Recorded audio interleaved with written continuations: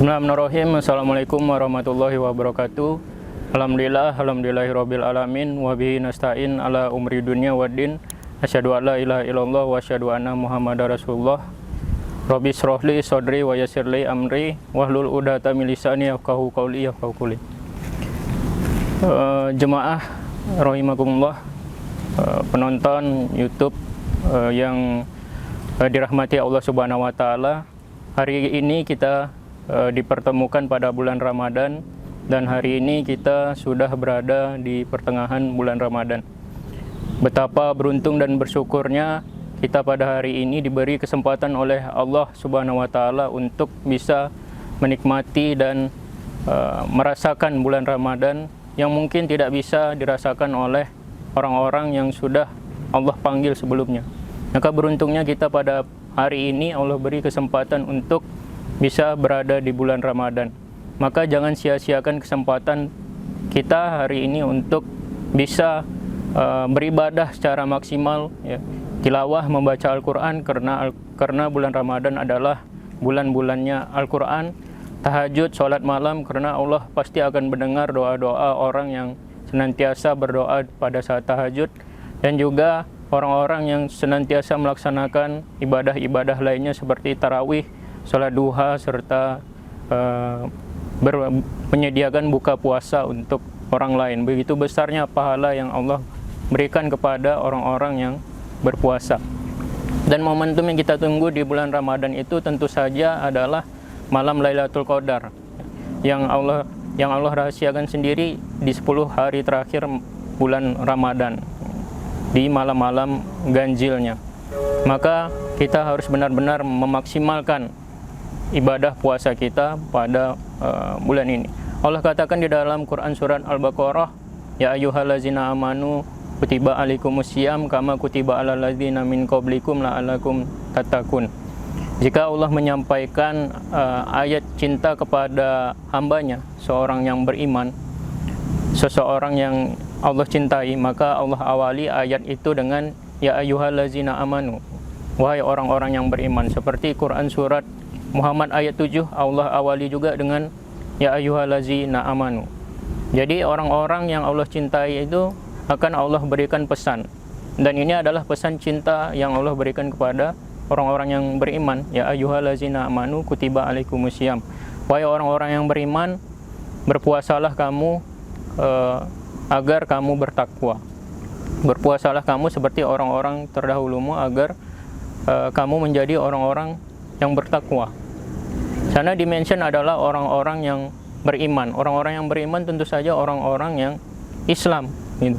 Jadi perintah puasa ini ditujukan kepada seluruh umat muslim, seluruh kaum muslimin, siapapun itu. Jadi tidak ada satu orang pun yang mengatakan kalau dia itu tidak beriman maka dia tidak wajib berpuasa, karena berpuasa ini adalah salah satu rukun Islam, ya, yang mengatakan diri kita itu Islam adalah kita melaksanakan rukun Islam itu sendiri. Kemudian juga Allah sampaikan di dalam Quran surah Muhammad ayat 7, ya ayyuhallazina amanu in tansurullaha yansurkum wa yusabbit aqdamakum.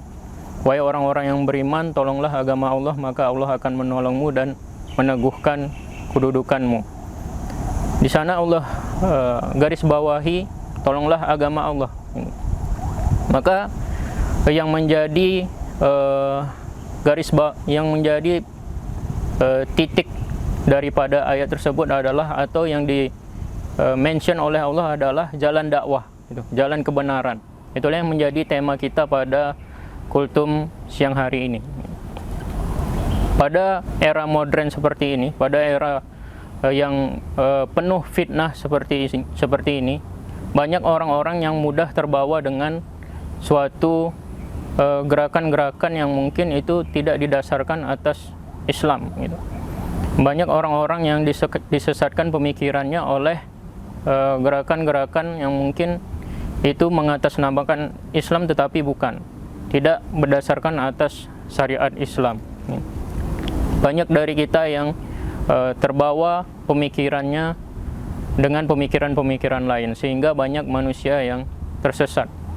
Maka Allah sampaikan bahwasanya Islam itu ya bukan agama yang hanya berdasarkan atas keinginan manusia, tetapi Islam itu berasal dari Allah Subhanahu wa taala. Tidak ada Islam itu yang berasal dari Jawa, tidak ada Islam itu yang berasal dari Arab, tidak ada Islam itu yang berasal dari Sumatera dan lain sebagainya. Islam itu murni dari Allah Subhanahu wa taala yang diturunkan langsung kepada Nabi Muhammad sallallahu alaihi wasallam. Maka kita harus sadar bahwasanya ajaran dari agama Islam itu adalah untuk mengantarkan kita kepada surganya Allah Subhanahu wa taala. Jika kita mempelajari Islam dengan kafah, maka kita menyadari bahwa gerakan-gerakan lain yang mungkin mengatasnamakan Islam itu jika dia tidak mengajarkan Islam secara kafah, maka bisa dipastikan itu adalah gerakan yang tidak membawa kita ke jalan kebenaran. Allah sampaikan bahwasanya katakanlah inilah jalanku, jalan yang Allah seru kepada jalan kebenaran. Maka kita harus menanamkan dalam diri kita apa sih Islam itu yang sebenarnya, gitu kan? Islam itu dilandaskan atas rukun Islam. Yang pertama syahadat, kemudian sholat, puasa, zakat, dan haji. Tidak lebih daripada itu. Maka ketika kita ingin melaksanakan Islam itu dengan cara yang benar, kita ingin melaksanakan Islam itu dengan cara yang lurus, maka kita harus mengikuti rukun Islam yang 5 itu dengan tuntunan ilmu yang benar juga. Contohnya di syahadat, tentu saja tidak ada kalimat syahadat yang lain kecuali asyhadu alla ilaha illallah wa asyhadu anna muhammadar rasulullah. Begitu juga dengan ibadah yang lain, sholat. Sholat wajib itu ada 5. Sholat subuh, zuhur, asar, maghrib, dan isya. Itu juga dengan ibadah puasa yang kita laksanakan hari ini, puasa Ramadan. Begitu juga dengan ibadah zakat serta nantinya ibadah haji. Maka dalam berislam kita tidak boleh ikut-ikutan. Ya, kita mengatakan diri kita ini Islam karena mengikuti kedua orang tua. Kita berislam karena mengikuti nenek moyang, tidak. Seorang yang Islam itu harus Islam secara kafah, Islam secara total. Maka tidak boleh kita ini mengatakan diri kita hanya ikut-ikutan saja dalam berislam. Orang lain puasa, kita juga puasa. Orang lain melaksanakan tahajud, kita juga melaksanakan tahajud. Orang lain melaksanakan ibadah-ibadah sunnah lainnya, kita juga mengikuti. Tidak seperti itu. Kita harus mengetahui ilmunya, gitu kan. Agar apa? Agar benar yang kita ikuti adalah tuntunan dari Rasulullah SAW. Maka apapun harokahnya, apapun gerakan dakwah itu, maka tujuannya adalah Islam kafah.